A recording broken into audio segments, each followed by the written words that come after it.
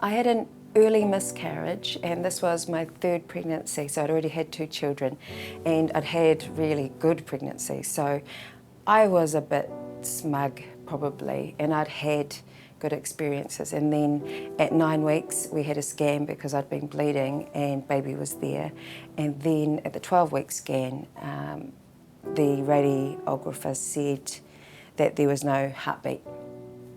But because I'd had 2 children, I could see this doesn't look right. How come we can't see a heartbeat? And unfortunately, that experience was made worse by the professional who said I needed to stop crying because she couldn't get focus because I was moving. Then said, couldn't you tell? You've had children before, couldn't you tell that you weren't pregnant anymore? And I said, well, obviously, because even when you suspect it, you don't want to believe it.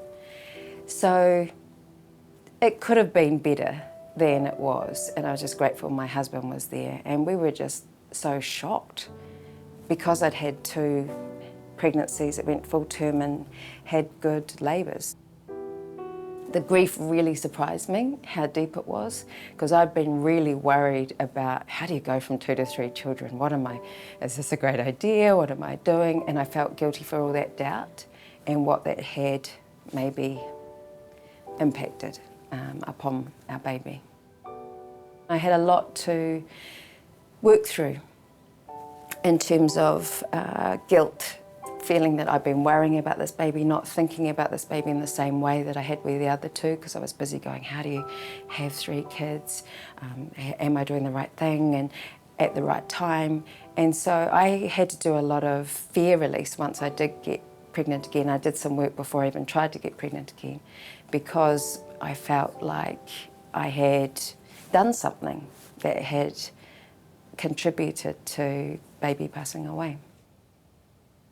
You know the term when they say she's lost the baby? I don't think that's a great term, because I was thinking, well, I know exactly where the baby is. I didn't lose it. And I also didn't do anything per se that made this baby pass away. So I think how we talk about it maybe insinuates a little bit of she lost the baby. I'm really mindful that our culture is very much focused on whakapapa and on the mana of women to have children. And I believe that resides in every woman, and we don't have to qualify by having children, but I can see that's a particular challenge of our culture, that you are, it's such a revered part of being a wahine.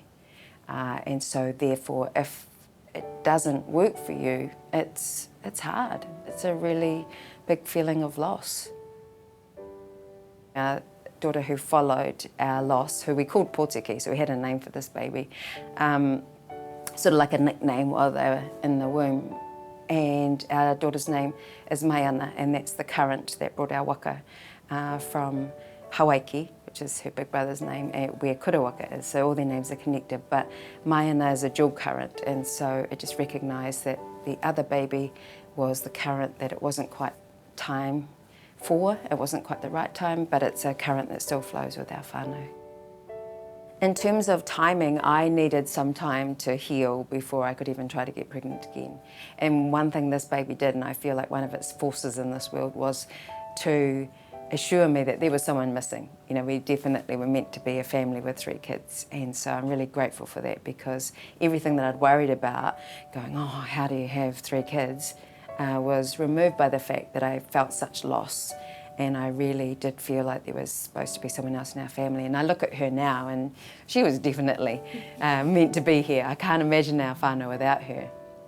So I think one thing that helped me was to think about, no matter how long this baby was with you, they are a part of your whānau, and that they offer something and they changed the world and they had a place. And you know, people have different spiritual understandings of why babies come to us for just a short time.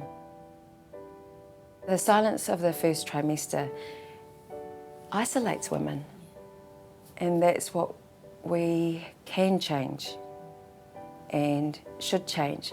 And things that will stop us from doing that are our own indoctrinations, But I think this is an opportunity to look at that time of our lives and of our pregnancies as a beautiful thing to share. What about if we flip the script and say, because you're in this very special, precious time of your life, that's a reason to talk about it. To say, I'm newly pregnant, and so there's a lot happening in my body, and then you can have well wishes towards you. And also, if things don't end up going how you hoped, then you have support.